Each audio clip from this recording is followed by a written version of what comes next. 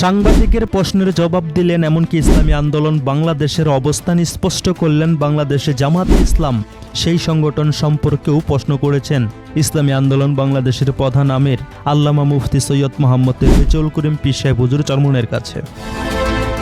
সাংবাদিকের প্রশ্নের জবাবে আল্লামা মুফতি সৈয়দ মোহাম্মদ রেজাউল করিম পীর সাহেব হুজুর চরমনাই কি জবাব দিলেন, ইস্তেহারের কথা কি বললেন এবং ইসলামী আন্দোলন বাংলাদেশের অবস্থান স্পষ্ট করলেন। আসন সাংবাদিকের প্রশ্ন শুনি, এমনকি ইসলামী আন্দোলন বাংলাদেশের প্রধান আমির সাংবাদিকের প্রশ্নের জবাবটা কি দিয়েছে তাও শুনে আসি। আপনারা যেমন ইসলামী শাসন ব্যবস্থা চান বাংলাদেশে, এই আমাদের প্রধান বিরোধী দল তারাও চায়, এবং আসলে দুজনের চাওয়া একটু এক এই প্রেক্ষাপটে এখন তাদের পার্থক্যটা কোথায়? আপনাদের চাওয়া তাদের চাওয়া, তারাও তো চাচ্ছে ইসলামী শাসন ব্যবস্থা বা ওই প্রত্যাশা নিয়ে এসেছিল, এখন সমস্যাটা কি হচ্ছে? আলহামদুলিল্লাহ, আপনি যে প্রশ্ন করেছেন, আপনি একজন সচেতন নাগরিক এবং সাংবাদিকতা করছেন, এই প্রশ্ন আপনি করবেন এটা কিন্তু আমি আসলে বুঝতে পারি নাই। কারণ তারা নির্বাচন ইশতেহারের মধ্যে কোন দল কি চায় এটা কিন্তু নির্বাচন ইশতেহারের ভিতরে প্রকাশ করে। আমার প্রাণপ্রিয় ভাই ও বন্ধুরা, আপনারা সাংবাদিকের প্রশ্নটাও শুনেছেন, এমনকি ইসলামী আন্দোলন বাংলাদেশের প্রধান আমির তিনি কিন্তু জবাব দিচ্ছেন। একটা কথা স্পষ্ট হয়েছে, কোন দল ক্ষমতায় যেতে পারলে রাষ্ট্র কিভাবে চালাবে ইশতেহারের মধ্যে তা উল্লেখ থাকে। আসুন বাংলাদেশে জামাতে ইসলাম তাদের ইশতেহারের মধ্যে কি কথা স্পষ্ট আছে, এমনকি ইসলামী আন্দোলন বাংলাদেশের ইশতেহারের মধ্যে কি কথা স্পষ্ট আছে তা ইসলামী আন্দোলন বাংলাদেশের প্রধান আমির আল্লামা মুফতি সৈয়দ মোহাম্মদ রেজাউল করিম পীর সাহেব হুজুর চরমনাই উনার মুখ থেকেই কথাগুলোকে শুনে আসি। কিন্তু পুরো তাদের নির্বাচন ইশতেহারের ভিতরে কোথায় ইসলাম অনুযায়ী তারা দেশ পরিচালনা করবে এটা তারা বলে নাই। বরঞ্চ খ্রিস্টানি মিশনারি সেখানে তারা বৈঠকের মাধ্যমে তারা প্রকাশ করেছে যে তারা যদি ক্ষমতায় যায় ইসলাম অনুযায়ী শরিয়া অনুযায়ী দেশ পরিচালনা করবে না।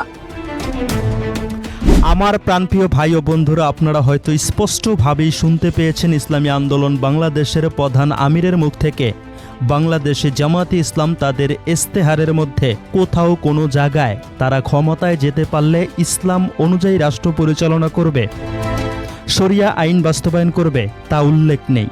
আসুন এবার ইসলামী আন্দোলন বাংলাদেশের ইশতেহারের মধ্যে শরিয়া আইন সম্পর্কে, ইসলামী আইন সম্পর্কে তারা কি দিক নির্দেশনা দিয়েছে তা একটু জেনে আসি।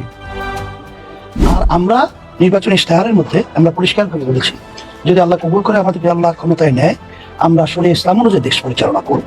এখানে পার্থক্য তো দিন আর রাত্র। তারা ইসলাম অনুযায়ী দেশ চালাবে না, প্রচলিত নিয়ম অনুযায়ী দেশ চালাবে, আর আমরা ইসলাম অনুযায়ী দেশ চালাবো, শরিয়া অনুযায়ী দেশ চালাবো। এখানে পার্থক্য তো আর নতুনভাবে কোনো আলোচনার কোনো প্রশ্নই থাকে না। আপনারা হয়তো ইসলামী আন্দোলন বাংলাদেশের প্রধান আমিরের মুখ থেকে কথাগুলোকে স্পষ্টভাবেই শুনতে পেয়েছেন।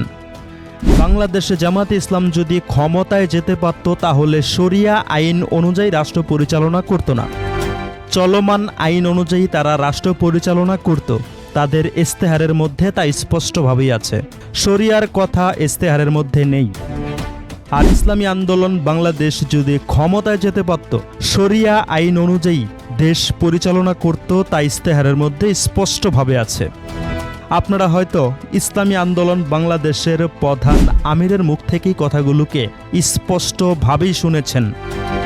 একটা বিষয় এখন দিনের আলোর মতো পরিষ্কার হয়ে গিয়েছে, বাংলাদেশে জামাতে ইসলাম যদি ক্ষমতায় যেতে পারত তাহলে চলমান আইন অনুযায়ী তারা রাষ্ট্র পরিচালনা করত।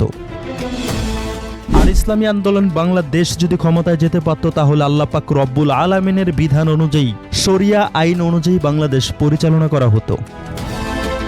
তাহলে আপনারা নিজেরাই বুঝতে পেরেছেন দুইটি ইসলামিক সংগঠনের মধ্যে কতটুকু পার্থক্য, কতটা ব্যবধান, আসমান এবং জমিন পর্যন্ত ব্যবধান শুধু তাদের ইশতেহারের মধ্যেই।